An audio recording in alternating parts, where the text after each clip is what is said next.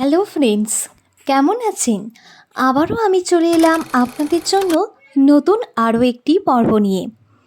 আপনি যদি এমন একজন ব্যক্তি হন যার নামের প্রথম অক্ষর র দিয়ে শুরু আর ইংরাজিতে আর লেটার দিয়ে শুরু, তাহলে নিঃসন্দেহে আজকের এই আলোচনা আপনার জন্যই বিশেষভাবে প্রাসঙ্গিক।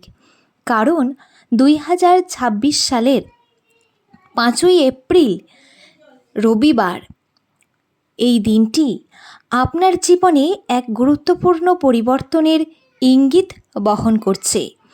এই সময়কালে আপনার ভাগ্য, মানসিক অবস্থা, সম্পর্ক এবং কর্মক্ষেত্রে কী ধরনের পরিবর্তন আসতে চলেছে, সেই সমস্ত বিষয় আমরা আজ বিশদভাবে বিশ্লেষণ করব রাশিচক্র ও সংখ্যাতত্ত্বের নিরিখে।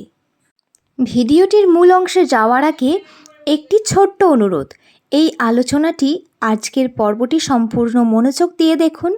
যদি আজকের বিষয়বস্তু আপনার ভালো লাগে তবে একটি লাইক অবশ্যই দিয়ে যাবেন। আপনাদের করা একটি লাইক আমাকে অনুপ্রাণিত করে আরও ভিডিও করতে এবং ভবিষ্যতে এমন আরও তথ্যবহুল পর্ব পেতে চ্যানেলটিকে সাবস্ক্রাইব করে আমাদের পাশে থাকুন। আপনার শুভ নামটি আমাদের কমেন্টে লিখে জানাতে পারেন। ভবিষ্যতে কোনো বিষয় নিয়ে ভিডিও দেখতে চাইলে সেটিও আমাদেরকে লিখে পাঠান। এবার আসা যাক মূল আলোচনায়। যাদের নাম র অক্ষর দিয়ে শুরু তারা সাধারণত উদার, প্রাণবন্ত এবং ইতিবাচক মানসিকতার অধিকারী হয়ে থাকেন। এরা জীবনে আনন্দকে বিশেষ গুরুত্ব দেন, আনন্দকে, এবং এদের উপস্থিতি আশেপাশের মানুষদের মধ্যেও একটি ভালো অনুভূতি তৈরি করে।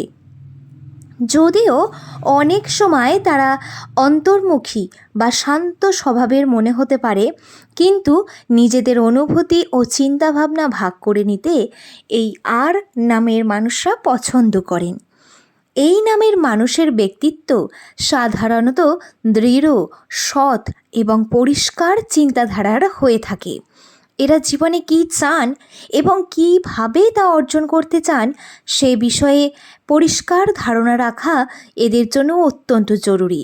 কারণ লক্ষ্য স্পষ্ট না হলে সাফল্যের পথও অনেক সময় অস্পষ্ট হয়ে পড়ে। তবে একটি গুরুত্বপূর্ণ বিষয় এখানে আপনাদের সামনে উল্লেখ করা প্রয়োজন, এই র অক্ষরের মানুষদের মধ্যে অতিরিক্ত চিন্তা, ইংরেজিতে বলে ওভার থিঙ্কিং, এর প্রবণতা বিশেষ লক্ষ্য করা যায়। ছোট্টখাট্ট বিষয় নিয়ে তারা অনেক বেশি ভাবেন। আপনারা নিজেদের সঙ্গে মিলিয়ে দেখবেন বা আপনার কাছের কেউ যার নাম আর দিয়ে শুরু তার সঙ্গে মিলিয়ে দেখবেন, যা এই ভাবনাগুলোই কিন্তু এদের মানসিক চাপ বাড়িয়ে দেয় এবং অনেক সময় নিজের অগ্রগতির পথেও এটি বাধার সৃষ্টি করে। মাথার মধ্যে প্রেশার থাকলে সেটা নিয়ে তো কাজে মনোযোগ দেওয়া যায় না। কিন্তু সুখবর হলো নিজের আবেগ এবং চিন্তাকে কন্ট্রোলে রাখার মাধ্যমে এই সমস্যাকে এরা সহজেই কিছু সময় পর কাটিয়ে উঠতে পারেন, এটাও সম্ভব। এখন যদি আমি বলি যে আপনাদের এই 5ই এপ্রিল থেকে 10ই এপ্রিল পর্যন্ত এই সময়ে আপনার জন্য কি কি হতে চলেছে। প্রথমত বলবো কর্মজীবন ও ব্যবসা নিয়ে। এই সময়ে আপনার কর্মক্ষেত্রে বিশাল উন্নতির সম্ভাবনা রয়েছে।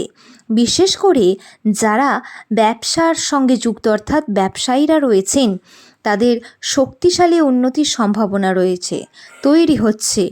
আর আপনি যেই পেশাতেই এখন বর্তমানে যুক্ত থাকুন না কেন, নিজের সর্বোচ্চ প্রচেষ্টা দিন, তা ব্যবসায়ী হোক বা ইনভেস্টমেন্ট হোক বা চাকরি হোক না কেন, যাই হোক না কেন, নতুন সুযোগ আসতে পারে এবং যদি সঠিক সিদ্ধান্ত নিতে পারেন তাহলে উল্লেখযোগ্য সাফল্য আপনি অর্জন করতে পারবেন এবং উন্নতির চূড়ান্ত পর্যায়ে আপনি যেতে পারবেন একেবারে সবার আগে।